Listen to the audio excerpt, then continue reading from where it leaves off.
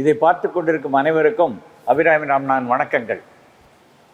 Rotary என்பது என்ன, யாரால் ஆரம்பிக்கப்பட்டது? சுமார் 120 வருடங்களுக்கு முன்னால் பால் ஹாரிஸ் என்பவரால் அமெரிக்காவில் ஆரம்பிக்கப்பட்டது. எதற்காக ஆரம்பிக்கப்பட்டது?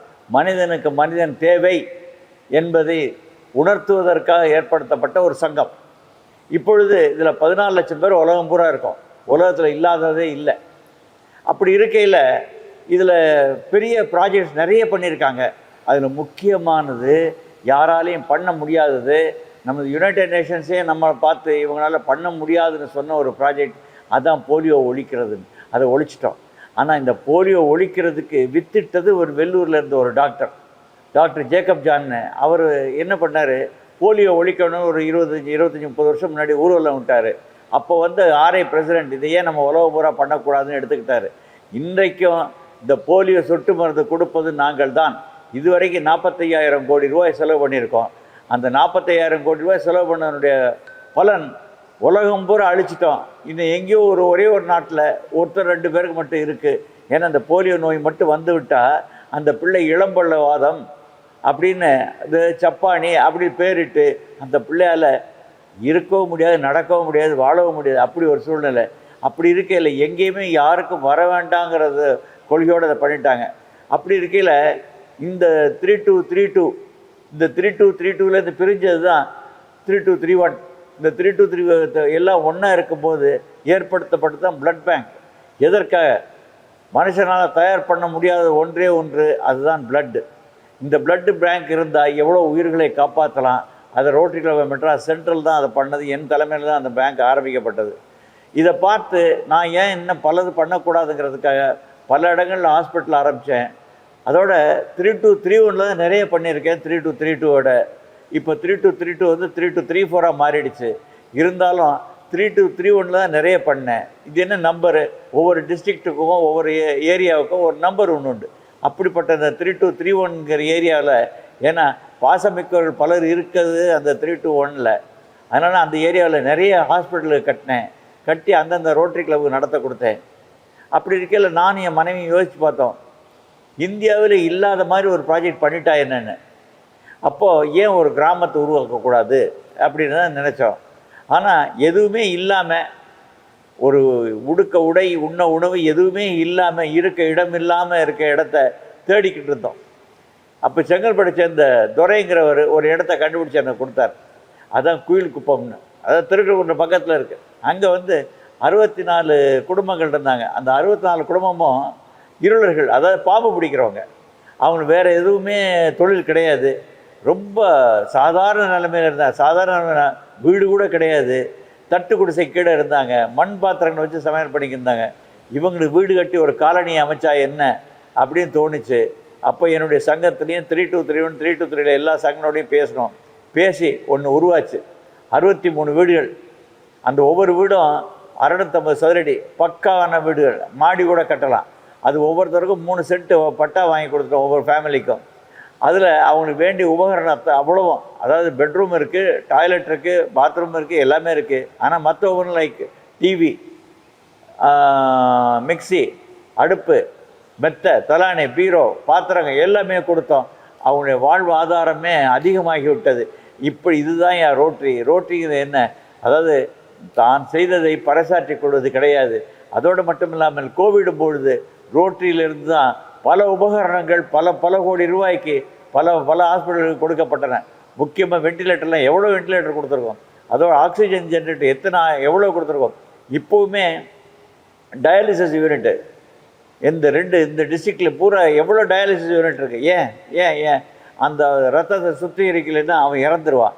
அவனை சாவிலேருந்து காப்பாற்றுவது தான் ரோட்டரி. இதைத்தான் நான் செஞ்சுக்கிட்டு இருக்கோம்.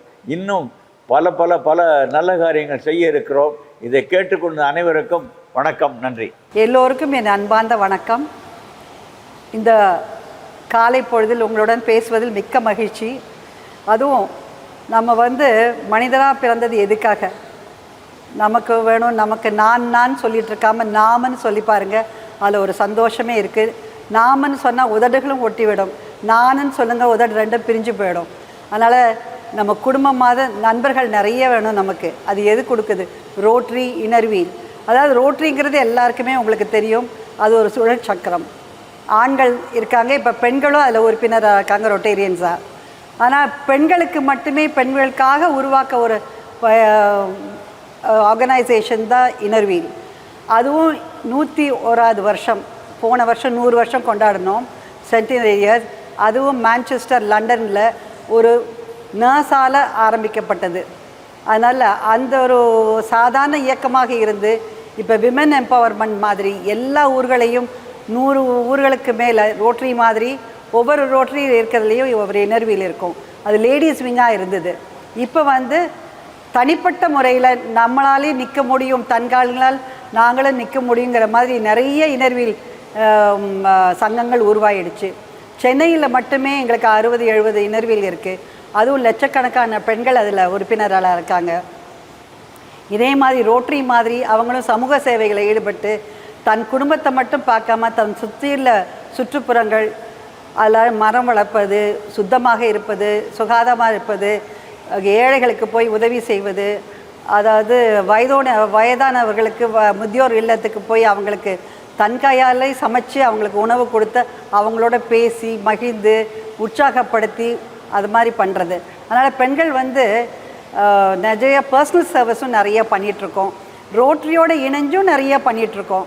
அதனால் இந்த 2 சங்கங்களும் ரொம்பவே நீங்கள் வந்து விமன் எம்பவர்மெண்ட்டுன்னு சொல்கிறோம். அதாவது இப்போ தான் குயில்குப்பம் அப்படிங்கிற ஒரு கிராமத்தை உருவாக்கி என் கணவரோடு சேர்ந்து நானும் ரொம்ப மகிழ்ச்சியாக இருந்தது.